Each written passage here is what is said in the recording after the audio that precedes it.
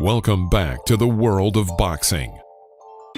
Today our review is devoted to the destruction of some real heavyweight monsters in MMA.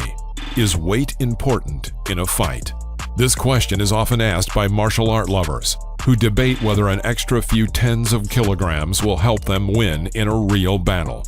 We can get answers to this question by checking out MMA, the sport closest to a real street fight. Today, we are going to refresh in our memory 8 fights where the big guys confronted the little fighters and suffered defeats. Let's start. Bob Sapp versus Tibitar. May 2011, K1. The main battle of the tournament was not long, but spectacular.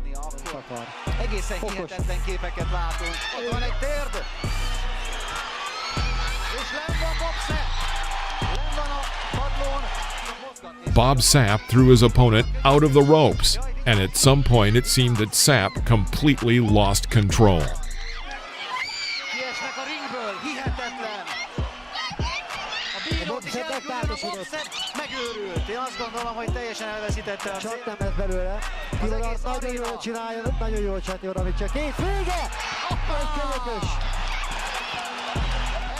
During one of the clinches, Tibitar manages to hit Bob on the head with his elbow, from which he falls to the floor of the ring and cannot continue the fight. The second fight, on December 31st, 2007. All fans of fights without rules watched an amazing fight, in which the legendary fighter Fedor Emelianenko fought, and in this duel he was opposed by a huge Korean man, Choi, with a height of 7.1 feet and a weight of 363 pounds. Fedor's weight was 233 pounds and a height of 5.9 feet. Although Fedor is not a small fighter, he looked small against the background of this giant, which in principle did not prevent him from winning this battle. One way or the other for Fedor. Most everyone else picking him as Fedor shoots in on the big man. And Choi takes him down. Choi. He's trying to do a sambo trick. He can't do it because he's just so big. You can see this. Look at the mammoth fist here of Hawkman Choi. Again, Fedor going for it. That's it. He got it. He's got it. Fedor does it. Fight 3. Ray Mercer versus Tim Sylvia. The confrontation of two sports.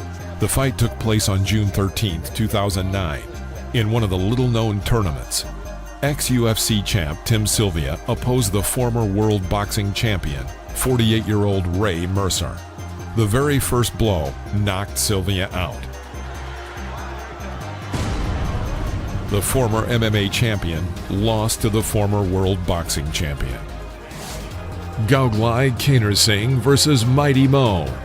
December 4, 2004. Gauglai became the youngest and lightest fighter to compete in the 12th annual K1 World GP held in Japan.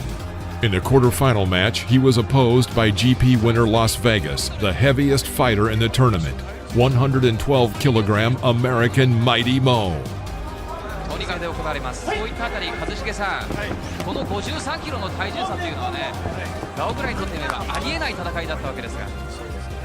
At the end of the first round, with an effective jump kick, Gauglai knocked out Mighty Mo.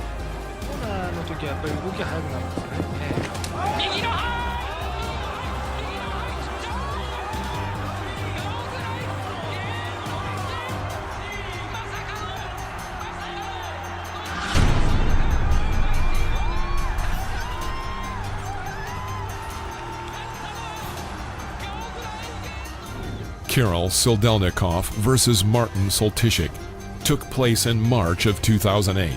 Kirill could not build a good career in the MMA, but he was able to knock out the monstrous Martin Soltysik.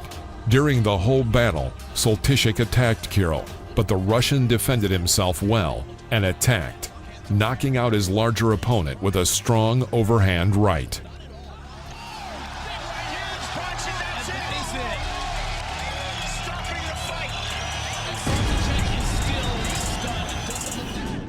April 2006, the legend of Japan, the 5'9" giant killer Ikuhisa Manoa entered the ring against the 7'2" giant Silva.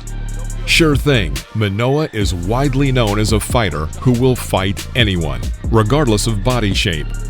He was easily able to dump the giant on the canvas and finish him off. Manoa right into the single leg, and he takes, neutralizing Manoa's left arm there, and he does seem to be maneuvering and throwing knee strikes to the side of his body. It's just like in boxing. You can soften a guy up and keep getting some knee strikes. And now he's going left and right with the knees to the head and to the body. And December 2003.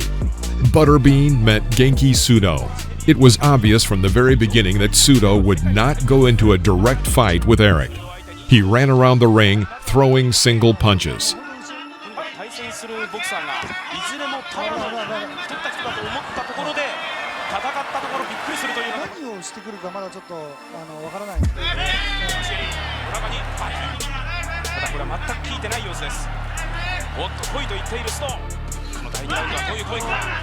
He even managed to knock Butterbean to the canvas and finish the fight with a submission.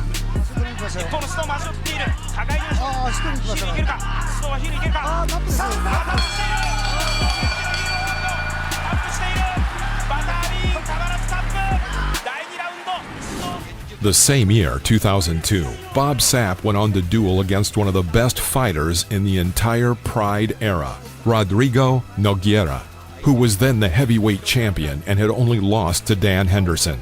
So Bob had very little chance of winning, and he was much the inferior to the Brazilian in everything except for the frenzied power bestowed upon him by nature.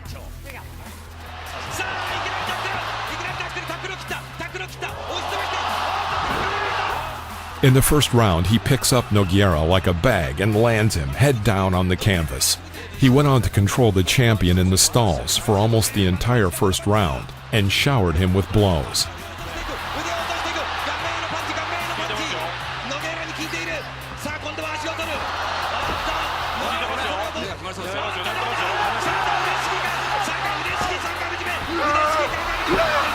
But the Brazilian has the heart of a lion, and he does not know how to give up. So he waits for the end of the round.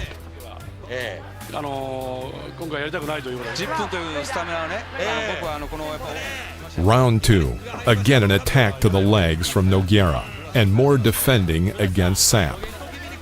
The Brazilian attempts an unsuccessful triangle choke. Then a chimera, but Sapp again destroys all of his plans. At the end of the second round, the Brazilian was able to finally place Sapp into an armbar and subdue him. In this fight, even though he lost in the end, Bob managed to create big problems for his opponent. In this fight, Hongman Choi will meet the little Japanese, Ikuhisa Manoa, an athlete whose height is only 5.7 feet, which is about 1.4 foot less than the Korean. However, the Japanese Ikuhisa Manoa is a very experienced fighter. He fought 101 fights and won 60 of them.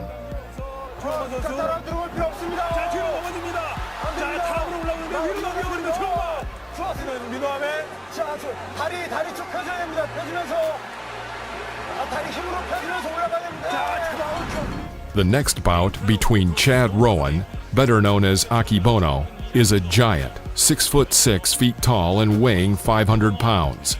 The former sumo wrestler who decided to try himself in mixed martial arts. On December 31, 2004, a fighter from Brazil weighing 176 pounds came out against him, Royce Gracie, jiu-jitsu master, and in the end he won by a painful trick.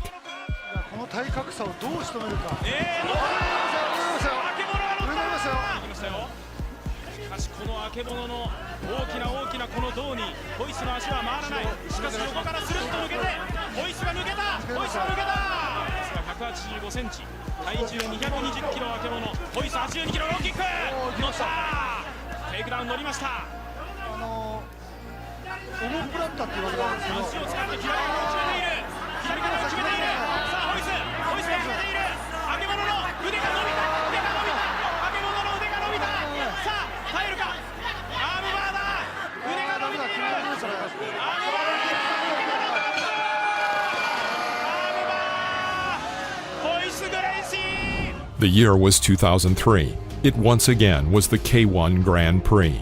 This time the challenger is Mirko Krokop, known for his skill and for knocking out his rivals with one stroke of his foot. But Sapp had defeated Hust, and Hust had in turn defeated Mirko 3 times.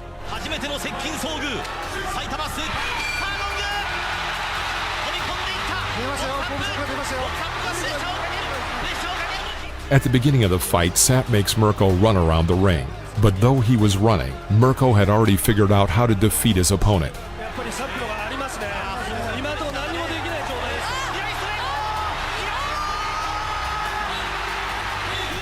Krokop struck with a hard liver kick, and then struck Bob with a left cross. This sent Bob to the hospital with a broken eye socket, requiring surgery to repair.